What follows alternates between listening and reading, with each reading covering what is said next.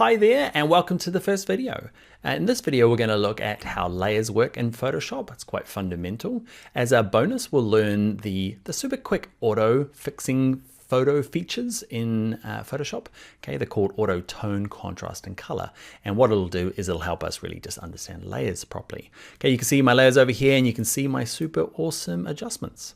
All right, let's go and do that now in Photoshop. Okay, first thing to do is open the file we're going to be working with. We can do that under File and go to Open. And what you're looking for is the exercise files you've downloaded, okay, and then find a folder called O1 Layers. Open that up, and inside of there should be one called layers.jpg. Click on that and then click Open. All right, so remember this video is going to do a couple of things. It's going to show us how to use layers, which is quite fundamental to Photoshop, but it's also going to introduce one of the kind of most easy photo adjustments you can do in Photoshop. It's using the automatic features. So we're going to learn both of those.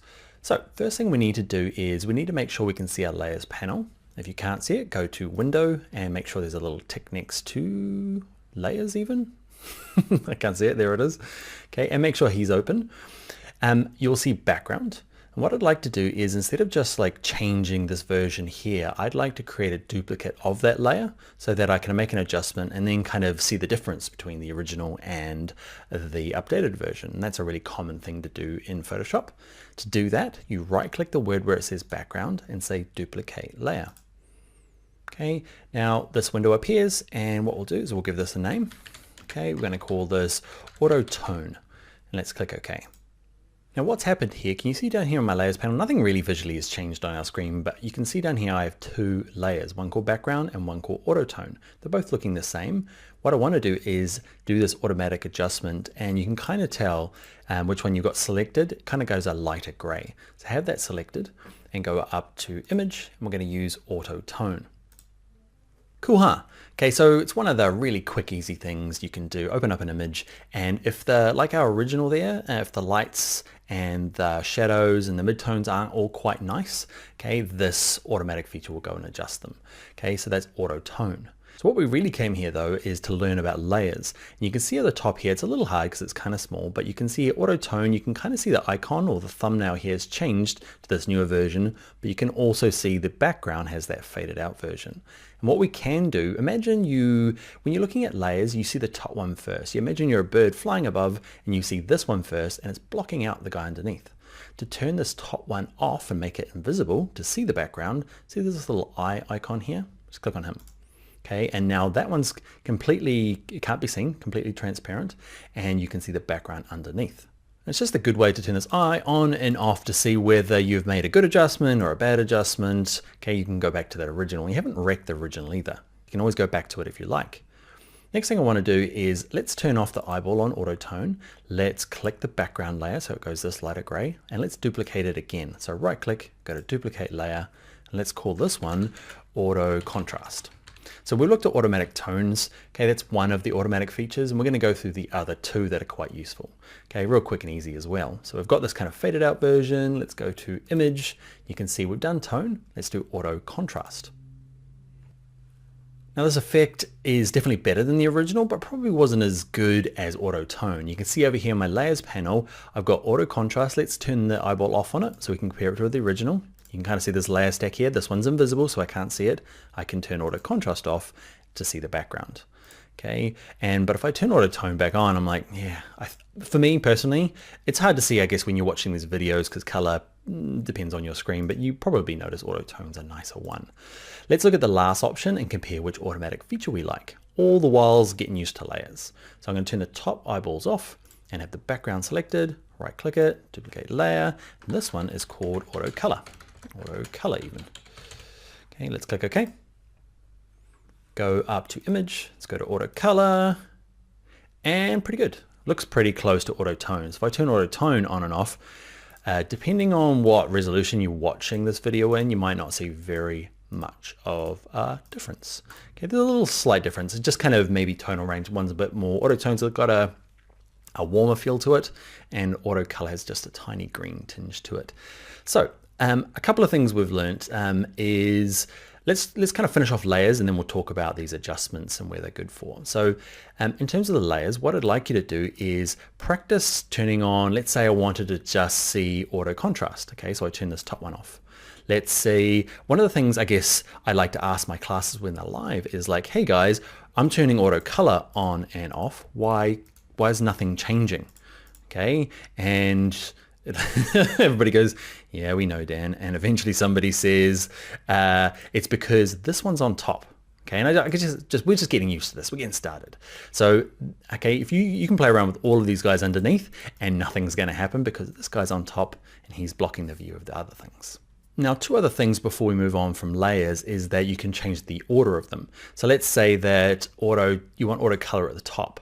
What you can do is grab auto color by clicking, holding, and dragging the text here. Drag, drag, drag. See, it turns into like a little fist, like he's grabbing it. And then you'll see a little blue line appear. There it is. So that'll drag it just above contrast. If I keep going, another little blue line up here. If you go crazy, it gets lost. So you just got to kind of drag it and just keep an eye out for those blue lines. So at the top there means auto color's on top. Let's say I want auto tone on top. Let's say auto contrast on top. You get in the swing of it. You can drag it down, you can drag it up, just looking for those blue lines. So the last thing I'd like to mention about layers before we move on is background. Background's special. So when you open up a JPEG or a PNG, okay, often it's called background. And one of the big things is that it's locked. The trouble with that is like, it won't do it. Okay, it doesn't like it. So what we need to do is we need to give it a name. That's the best way to kind of play around with the lock here, okay, or remove the lock. You can double click the word background, okay, and up here, you can give it a name. I'm just gonna call mine original.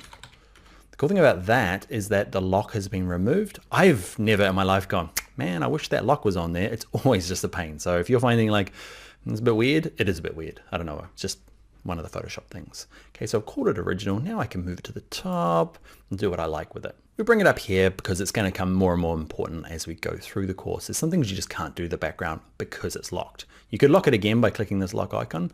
We never want to. But yeah, that is it for layers. Now what I will do is, let's turn off the original, is these three here. I don't want you to leave this class thinking, auto tone's always better.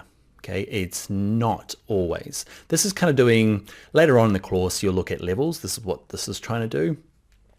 Auto color is dealing with the hue and saturation. They're just doing it automatically. And the thing is if this was a different image, you might find, because in this case, auto contrast didn't do a great job, right? You might find that it's actually absolutely perfect for the job that you were doing. So I find the auto features is really good when I don't want to do amazing photo retouching. I just want it to be better. Let's say I'm uploading photos to my Facebook or a business web gallery, and I just want them to be better. Okay, so I'm going to open them up in Photoshop, smash away at auto tone because I figured out that was the best one for my kind of photo shoot, and then just keep doing it and saving them so I don't have to go through and do any kind of hardcore adjustments that we're going to do a bit later. Okay, so just quick and easy, but don't think auto tone is better than auto contrast. It really depends on your images. All right, last thing we'll do is we're going to save this file. Okay, so we're going to go to File and hit Save, and something strange is going to happen.